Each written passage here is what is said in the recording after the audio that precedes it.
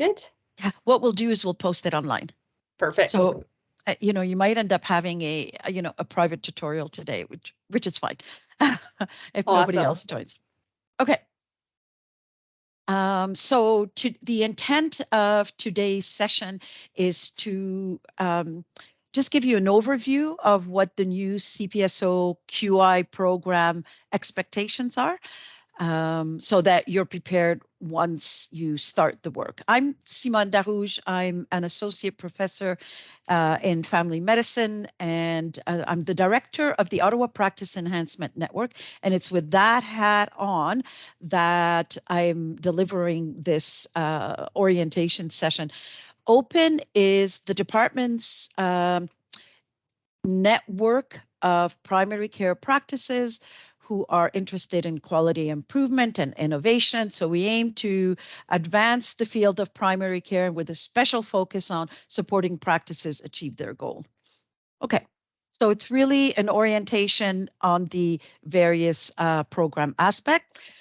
So the overview is this. There are sort of three sections. The first is what they call quality improvement modules. And these are really self-assessment modules. This is where you look to see where your strengths are, where you might want to change things. And there's also quite a bit of reflection that happens. How would I change this? What would I need? Who would I need to talk to? And then the second aspect is the preparation of a practice improvement plan. You pick two of the gaps, I guess, that you would have identified in the first group of modules, and you elaborate a plan to address these. And then you submit it, and the CPSO reviews it and determines whether you need the support of a coach or it's just acceptable as it is. An important thing to note is that the CPSO does not look at anything under A here. They don't look at the practice profile that you complete, or at the chart review, or at the data elements that you're going to review. This is really for you to get a sense of where your practice is at. It's confidential. They look at the practice improvement plan, as well as another little contextual survey I'll talk to you about. So everything is done online. If you use Chrome, then it auto-saves, so there's less chance of losing things. It's on a 5-year rotation. It's for people who are younger than 70, because there's a different program for others. You can earn up to 34 main pro credits. They usually give you 3 months to do it, but again, they're very adaptable. So if you for some reason you're not able to meet that deadline, you just talk to them. They're very collegial, and they want you to be successful. So not to worry about the constraints that are defined. There's also an option for group-based. So that means if you were selected, because they select individuals, if you were selected and other people in your practice had not yet done that QI program, you can enroll as a group. So they can sort of volunteer to do their QI program at the same time as you, right? And there are some elements you're going to share. And so essentially you each do section A, which is the self-reflective exercise, but you develop the practice improvement plan together. And that's helpful because if you really wanted to implement something, then you've got your colleagues around the table with you, and you can actually develop something that you actually put in action. Okay. So I'll review what to expect in each of those elements of the program.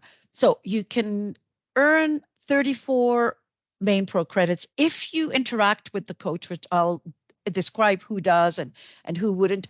You can actually contact them and speak to the coach, but they may also contact you, and I'll explain in what circumstance. If you choose to implement, so PIP here, you're going to see throughout, that's their chart.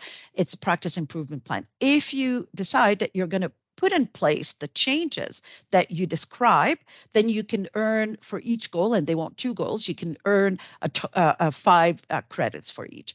And here's 6 credits for each of the other elements. So the 3 reflective exercises and the plan.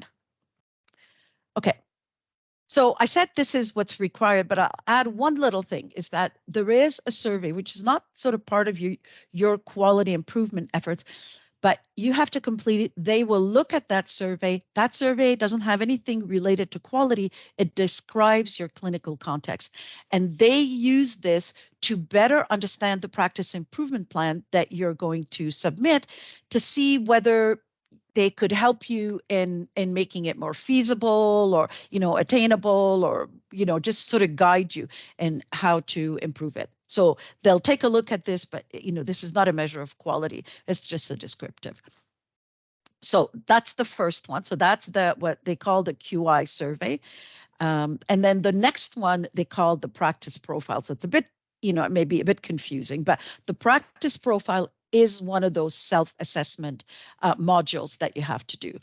So there are elements that they've identified it as part of the practice profile that can put an individual at risk of poor performance, at risk of having a CPSO complaint.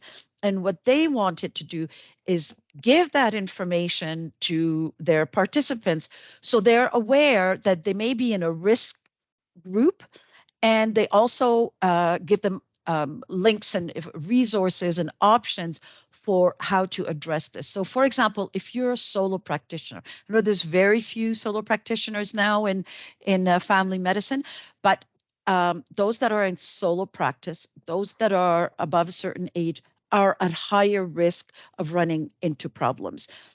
This is not a judgment on people, and this is not to say that they will deliver, performance that's different than others, but there has been that association. So they're trying to preempt any problem, so mitigate any risk that could be associated with your practice context. So you'll see that each of those modules that are part of the self-assessment have an element of assessing and an element of how would I address this. So in this case, you're assessing the factors in your practice that have been associated with a risk, and you'll consider how you could address those risks and mitigate them. And it could be things like some CPD. It could be if you're solo to work, maybe to build your own little network, to have a journal club so that you can keep up to date and have an opportunity to chat with your colleagues. Okay. The next self-assessment module looks at your chart. So this is a little closer to what they used to do. You look at the charts, you choose 5 charts, and you try to make it vary so that you're really picking the more difficult charts. Remember, nobody's looking at what you're going to write but you. So pick at where you think you might be running into problems. Patients, maybe on days, patients who come on days that are particularly difficult or who have a particularly complex chart. Pick those. You review the charting. So essentially, this is assessing the quality of the charting, not the quality of care. And they're looking for compliance with the CPSO's medical record documentation policy. They give you that link for that, but they also provide you with a checklist. So you've got your 5 charts, and you review each one with respect to a number of sort of expectations around charting. So it could be the timeliness of the documentation. It could be that it would be the completeness of it. So there's a checklist. I'll show you a snapshot of it. And then you say, okay, here's where I'm really good. I'm really good at documenting this, but on a couple of charts, maybe I observed this area that could be improved. So you identify the areas of strength and of opportunities or gaps, whatever you want to call them. So that's the checklist that you have. So are they legible? Are they organized in a systematic and chronological order? And with the EMRs, this is, it's helped a lot in being able to meet those expectations. So you can see examples of what you'll be looking at. And then, as I said before, for each one of those modules, you assess and then you address. So here you're addressing the compliance with the charting policy based on your assessment with that checklist. And so again, this is a reflective exercise where you look and say, okay, what am I worried about? What can I do to improve this? What are the, in this case, charting strategies? So is there, maybe I can put a flag in the EMR for something, or maybe I commit to completing my charting by, X period. How am I going to do that? Anticipate the barriers. Well, the days that I pick up the children early, I'm just not going to be able to do that. Well, how am I going to mitigate that? So essentially, it's really problem solving, which is things you do all the time. And here it's really focused on the chart documentation. And then the last thing in any quality improvement effort is, okay, I've defined my goal. I've defined how I can address it. How am I going to know if I've improved? And essentially, it's going to be a lot of, reassessing the way you've assessed before. Maybe there's different ways of assessing whether you've improved, but they want you to elaborate on that.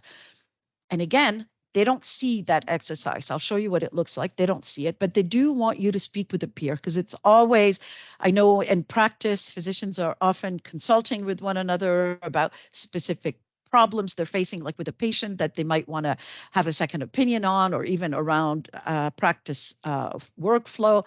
So this is helpful. So discuss it with a peer and get some feedback about what you're thinking about. So this is a snippet of the reflective exercise around the chart review. So what opportunities for improvement did you identify? What action are you going to take? What are the barriers? How are you going to overcome that? And it could be things like, well, maybe I'll get the IT person in my practice to do this. Oh, okay, you don't have an IT person. Maybe it's another colleague. Maybe it's an electronic tool. Maybe it's not an electronic tool. Maybe it's something at the end of your desk. Maybe you set an alarm. So all these things. And it's really your thinking, what works in your context to achieve the goal of improving whatever gap you've identified. The third module, so now we looked at how the practice context can pose risks, how the documentation has to meet a certain standard. And then we look at the data.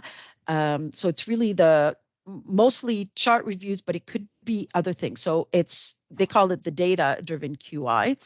In this case, you assess the care delivered. It doesn't have to be just, the management of the clinical management of patients. It could be that as well. It could be practice workflow, access, wait times. It could also be a reflection on what you're finding difficult in delivering care. So we know there's a tremendous amount of burnout in family practices now, and that's been a big topic. You can identify as a topic for you that you want to address. How am I going to reduce the stress that's associated with that documentation, for example? So you can you can identify these as areas you want to improve, and we can group these under data-driven QI. And essentially all this means is that you've got some measurements to say why this is a problem. So there's various sources of data. So obviously your electronic medical record, if you're able to do the extraction. If you don't, if you don't have, this IT capability, because the EMRs are quite, some of them are quite obtuse in terms of being able to collect data from it. There's other strategies, they'll tell you about it. There's also health administrative data, so existing data like my practice report. A lot of those who receive it find it helpful, but not everybody knows about it. Then there's the Cancer Care Ontario screening report. So they give you ideas of where you can get your data. Then you take a look at the data you've selected to look at. You can look at different sources of data. And again, here, the first step is you're assessing the care delivered, or you're assessing whatever parameter of clinical care delivery that you're interested in, that you've used data for. So first thing you assess that, okay, before I go to this, I'll give you examples of the data sources that people who've done this program in the past have used. observation. So sometimes things are not, they don't come in a report, but, you know, every day at 10 o'clock when the nurse goes on break, this is what happens. So these are observations, although they're not, you know, necessarily, you know, documented in a report. You're well aware of it. These are the practice reports that I've mentioned to you. Clinical data extracted from one ZMR, and so on. So just to give you an idea of the breadth, this is the link here to the practice report. So it's specifically, well, they have one specifically for primary care. And this is the care canvas, and another option for you to have access. In this case, it's your EMR data that's been cleaned and standardized. It's a little bit like what Ontario MD is doing. Theirs comes straight from your EMR. In this case, the data is cleaned outside. I won't go into detail with, I'm happy to review this with anybody who's interested in it, but just suffice it to give you an idea of the various sources you may not be aware of. Okay, now that you've assessed this measure with the data that you have, you consider again how you're going to address it. Again, a reflective exercise, and you're going to recognize here the exact same thing as you'd seen for the charting. What are my strengths? What are the challenges? What change strategy can I bring in to address the priority gaps that I want to address, like, or for each of the gaps that I think are important? How would I remedy this? So you give it some thought. Sometimes, you know, it's tools, sometimes it's EMR, changes in the EMR, sometimes it's engaging colleagues in some change in practice, whatever that might be. And you do this using their reflective exercise. So again, here's the question. What data sources did you use? What areas did you identify that you want to improve? They want you to think of at least 2 areas here, and then give some details about it. How would you remedy this? And they encourage you to sort of think in terms of evidence-based approaches to address that gap. So you can talk to colleagues about it. You can look for things. Yeah. It's too long. Yeah. Did someone have a question? Okay, maybe I misheard. Okay, so now you're armed with all the information, you are going to put in place your practice improvement plan. So you're going to look back at these the documents you've prepared in your reflective exercise. You're going to select 2 goals and develop in more detail now than just the reflective approach, and a more structured way, the way you're going to approach it. Okay, so they refer to this as the PIP. They want you to develop 2 SMART goals. SMART, for those of you who are not familiar with these acronyms in quality improvement, refers to the way you have to frame what you want to do to improve the likelihood of you being successful. So you have to be specific. It has to be measurable. I have to know if I've changed something. It has to be achievable. I have to have the tools or the resources to do it. It has to be relevant. It can't be based on a single case. And then it has to be timely or time bound. So I'm going to reduce X by such a percentage by such a period. And I know I can reduce X because the changes I'm thinking about are feasible, for example. And again, how would you assess your improvement? And here they want you to articulate why this goal is important to you or your patient. And it's really about sort of making this more concrete and making sure we see the relevance. And here's a snippet of the template. So how are you going to achieve this goal? Again, you know, the tools, the collaborations, whatever it is. So that's the achievable part. There's additional things. What barriers do you anticipate? What facilitators, maybe, yeah, what support could help you succeed, and so on. So these are examples of what people have selected in the practice improvement plan in the past. So you could see that you know, a large number were on um, managing chronic conditions, recording practices, right? So this is that chart review, practice management, workflow, being on time, all these things. Anyway, so here are some examples of what people picked. Is there any better communications with patients? So I'm not seeing this. Oh, self-care. Here we go. That's what I wanted to highlight. There's definitely more and more of this. So, how can I make my work um, more manageable for me? How can I eliminate some of the stress sources? Okay, you've developed that plan and the CPSO reviews it. So it's a physician coach who is well versed in QI, who reviews your practice improvement plan, as well as you'll remember at the beginning I told you about a QI survey that you're asked to complete at the beginning with your clinical context information. So they look at these things. And if it all seems it meets the requirement, which they don't actually elaborate on, but essentially, is it feasible?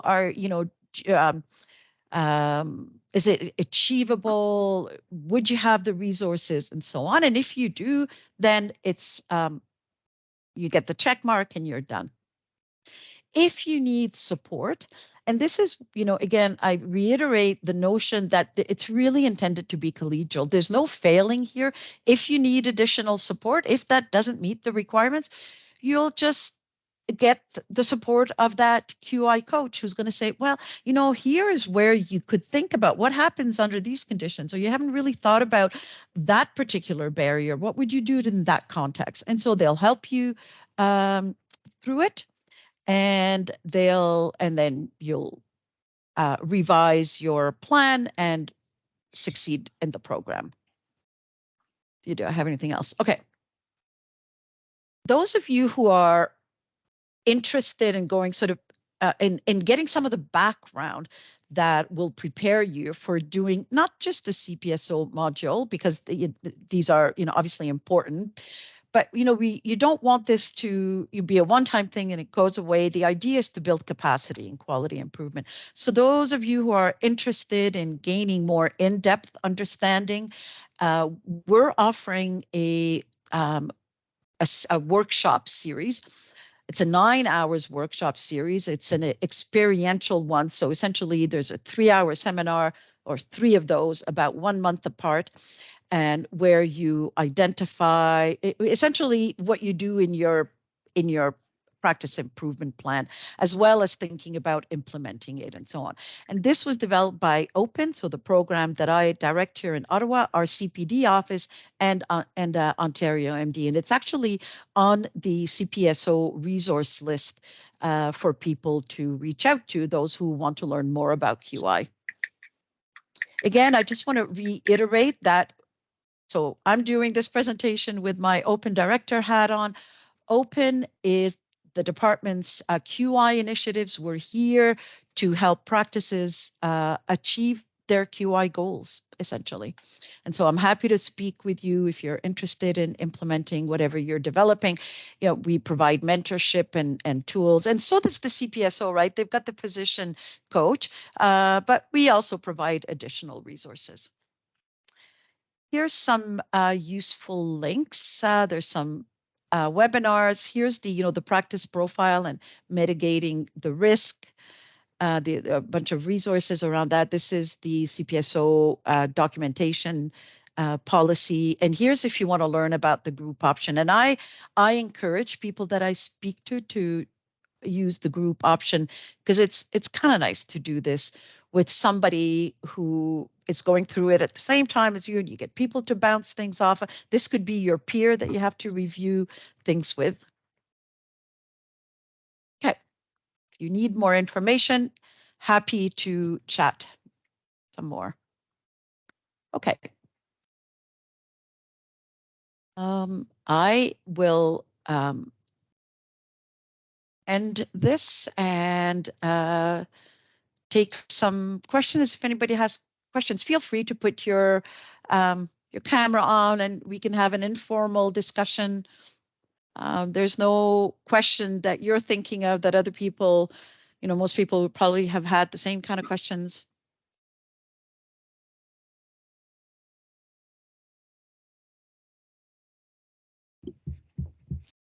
Hi, I think for me, the only question I have is approximately how much time do people say they put into doing each of these steps? It's a good question. Between 1 and 2 hours. Okay, 1 to 2 hours per step. Yeah. Okay, that doesn't sound too terrible. No. But the hope is that you're actually going to get engaged in this, and it's not just going to be homework, but you're going to say, "Oh, look at that!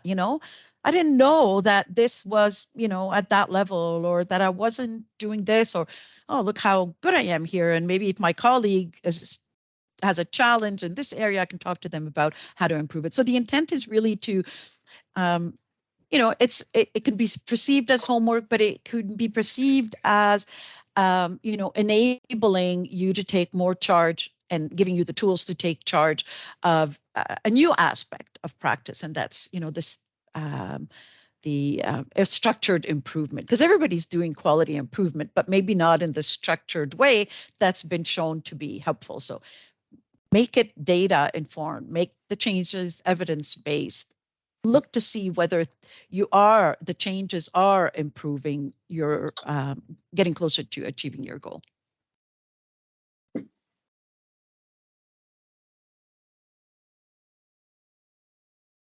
And I would just have a question about that my practice report you were talking about. I have never heard of that. I don't know if I'm the only one in the group right now, but I've never heard of it.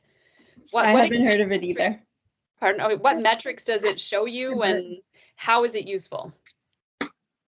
Does anyone in the group use it? Okay. So this is data from ICES. Who knows what ICES is? Maybe not. Okay. So this is ICES, used to be the Institute for Clinical Evaluative Sciences.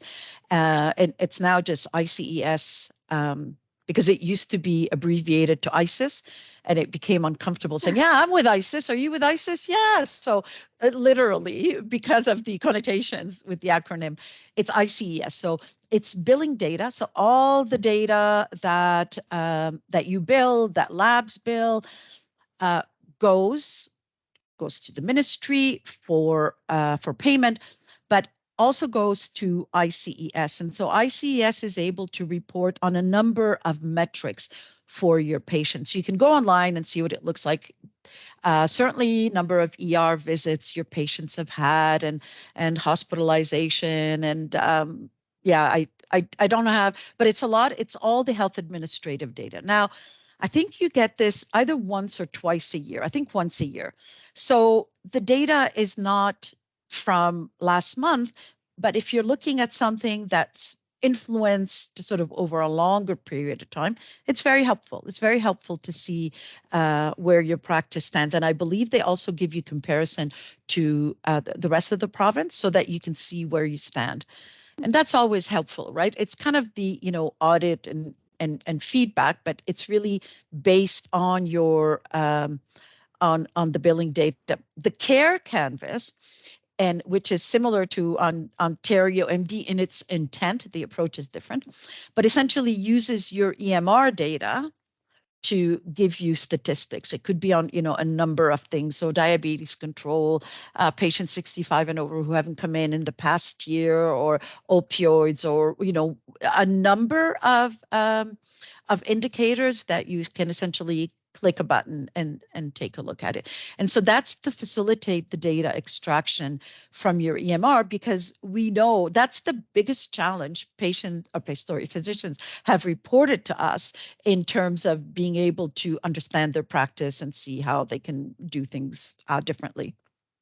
But I mean, these are just sort of examples that are coming to mind that I work more closely with. But there's, Cancer Care Ontario. I don't know if you're getting their reports. And there's a number of other resources. And part of the objective of this QI program is, as I say, to build capacity in QI. And one element of that is to know where you can go to understand your practice.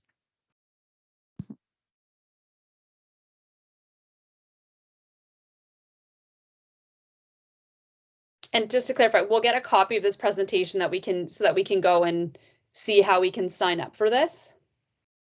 Oh, sure. Yeah. Yeah, we can. I think you had a slide that had that information on it. Yeah.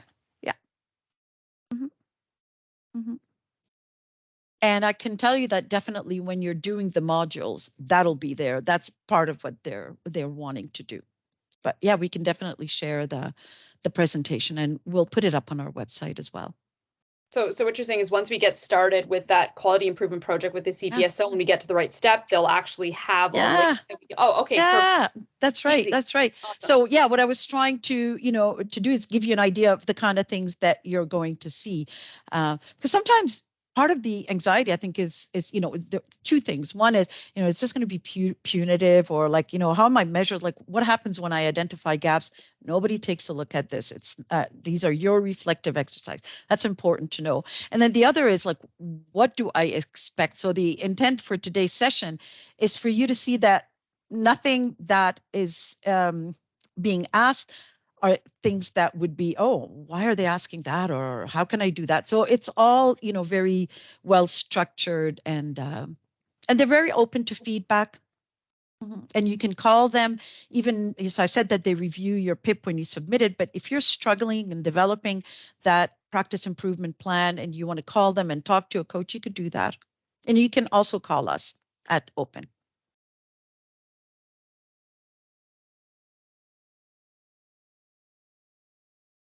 Well, I'm glad, Danielle, I've got you to ask questions. I'm sure everybody else was happy to hear the answers to your question. Don't be shy. Ask questions if there's anything you want to ask. I just wanted to say I've really appreciated your questions, Danielle. I worked overnight and my brain is too slow to think of the right questions, but you're asking everything that I'm wondering. So thank you. This has been very helpful. So are you a family doctor in town? No, I'm a pediatrician. Okay. See, we're getting specialists. Doctors. Maybe we form a little peer group where we can get together to discuss this peer review and work on it together. My deadline is July, so I've got plenty of time. Hey, me too. July 1st. Same here. I chose the furthest date possible when they called me. I was like, I don't want to do this again. You probably weren't in on the conversation when we first started this meeting, but I also had the wonderful privilege of doing the old peer review back in 2017 or 2018 when my twins were like not even 2 years old. So it was like the anxiety provoking. Somebody comes to your office, they review your entire chart while you sit there and sweat and wait for them to go through, and it takes an entire day. That was extremely time consuming. So when I heard about this and when they called me, I like cried on the phone with this person from the CPSO because I was like, I can't do this again. I was supposed to be exempt for 10 years, but they assured me it's going to be better.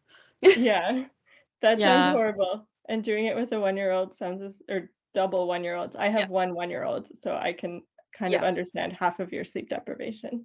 Yeah. I think they should have measured the anxiety levels in those doing the program before, in the old one, the peer review, and in this one. I think you'll really, sense a difference. It's really about, education, building capacity, rather than, a pass-fail, a punitive kind of approach. Yeah, I actually found this meeting really helpful for understanding what to do, because before this meeting, I didn't actually even understand what the project really was. I know. Yeah, I'm glad. Really helpful, because even just in like bookmarking in my calendar, the time sort of allotment for when to do this, like I found this session really helpful. So thank you. Good. I know I have colleagues who've deferred it last year because I don't have time to do this. I'm not ready. I don't know how to do QI. And I was trying to convince them, no, like you can. This is, I'll help you. This is something that's, very straightforward. You're walked through the exercise. So this year I decided, I'm going to do an information session just to demystify, because that's part of it, is that although they have webinars, right? So Mary Mano, who's wonderful, and with whom I've had a couple of discussions around giving this, doing QI support, is very supportive and tries to be very clear. But in the end, sometimes it's helpful to say you're going to see A and B and C, so that you're prepared. Mm-hmm. Tamara, Sophia, anything to add? No, but thank you very much for the session. I'm sorry I came in a little bit late. Oh, it's great. It's recorded and we'll put it online, I guess, in our department. Those of you, so I've heard some say, oh yeah, let's collaborate together. If you want, you can send me your email so that, you know, if you don't want to share it broadly, and I will share it with the group that you want to share it with. So, okay.